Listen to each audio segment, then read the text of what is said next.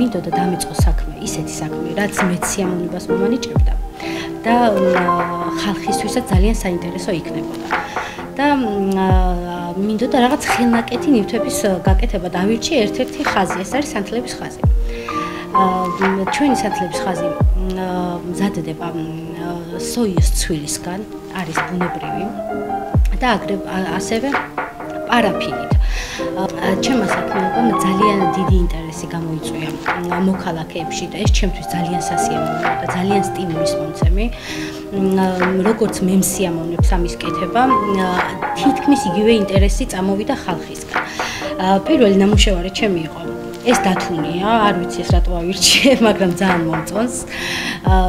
რაღაც სითბოს მატარებელი არის და მინდოდა რომ პირველი გამეკეთებია ეს ნამუშევარი,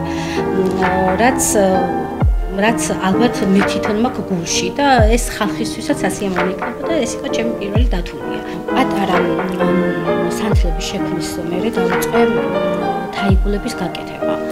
პირველ თაიგული გავაკეთე ნიმუშად და ამან როცა და ძალიან დიდი ინტერესი გამოიწვია და განსაკუთრებული მოთხოვნა აქვს ჩემ ნაკეთობებში თაიგულებს და თითქმის ჩემი ხაზი, სანთლების ხაზი მიმართულია თაიგულების კეთებაში. და ყველაზე სასიამოვნო პროცესი ის არის, რომ ყოველდღიურად იმდენ შეტყობინებას ვიღებ ხალხისგან, რომ ეს ძალიან ლამაზი, ეს ძალიან სასიამოვნოა, რომ ეს ძალიან დიდ სტიმულს მაძლევს, რომ გავაბრძელო ეს საქმიანობა და მივიყვანო ბოლომდე.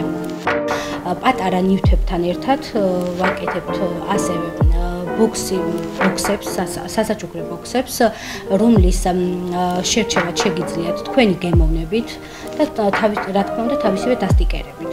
ეს არის საქმიანობა ჩემთვის, რომელიც მე მანიჭებს უდიდეს სიამოვნებას და ანალოგიურ სიამოვნება მინდა რომ ჩემი ნაკეთობებით მიიღოს ჩვენმა მოქალაქეებმა და არა მარტო ზესტაფონში მცხოვრებმა, არამედ რა თქმა უნდა მთელი საქართველოს მასშტაბით. მე გახლავთ სამი შვილის დედა, მოგეხსენებათ ძალიან რთულია სამშვილთან ამ ყველაფრის კეთება, მაგრამ ალბათ მთელი ოჯახი ვართ ამ საქმეში ჩართული, რომელსაც ძალიან დიდი სიამოვნებით ვაკეთებთ.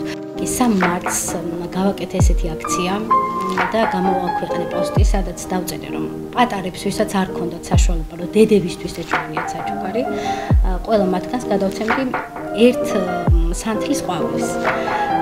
და მართლაც რომ არ ვიცი, ძალიან ბევრი ბავშვი გავახარი ამით. ისეთი სიხარულით მოდიოდნენ ხოლმე ჩემამდე, რომ ცრემლები მდიოდა. სრული გრძელობით ვამბობ ამას და ამის მერე კიდევ ამ პოსტის მერე ალბათ ეს სანთლების ინტერესი ორმაგად გაიზარდა და ძალიან მიხარია და ყველა ქალბატონს, ყველა დედას ულოცავ ქალთა დღეს, უსრო ჯანმრთელობას, ბედნიერებას, ყოველივე საუკეთესოს ამ ცხოვრებაში.